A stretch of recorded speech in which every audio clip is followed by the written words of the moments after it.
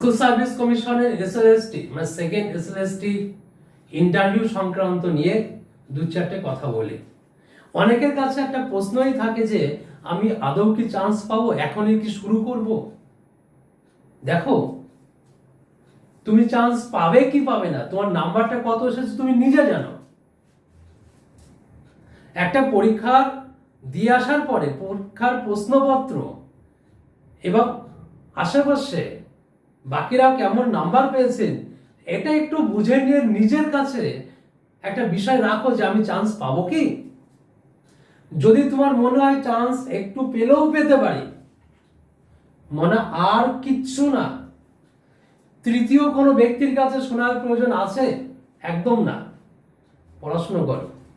আরে খারাপ তো কিছু হবে না পড়াশোনা করলে, তাই সময় নষ্ট করো না। কারণ এই এসএলএসটির রেজাল্ট আউট এবং ইন্টারভিউ শুরু, এই দুয়ের মধ্যে সময় কিন্তু খুব সামান্য।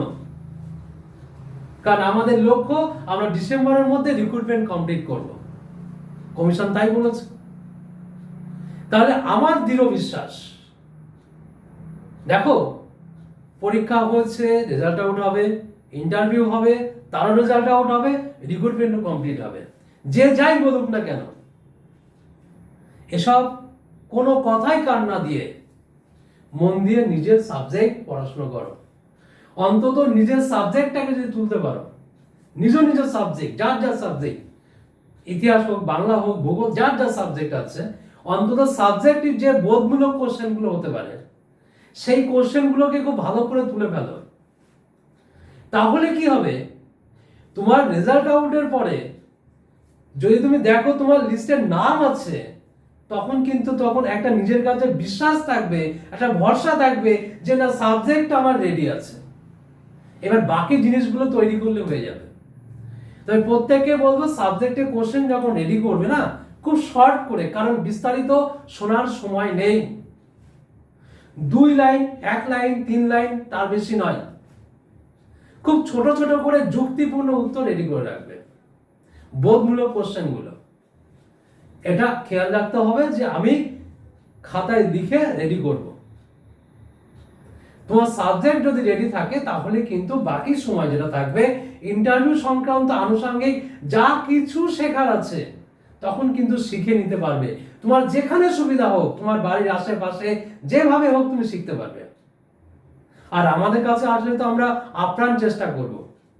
কারণ যে ক্যান্ডিডেট দূর থেকে আসে, যে ক্যান্ডিডেট নামখানা থেকে চাকদায় আসতে পারে, যে ক্যান্ডিডেট উত্তর দিনাজপুর থেকে চাকদায় ইন্টারভিউর জন্য আসে, যে ক্যান্ডিডেট দুর্গাপুর থেকে চাকদাতে ইন্টারভিউর জন্য আসে, তাদের কাছে আমাদের ভীষণ দায়বদ্ধতা। কারণ এতটা জার্নি ওরা করবে, আমাদের কাছে আমরা কিন্তু কোনো কিছু ডিউ রাখতে পারবো না।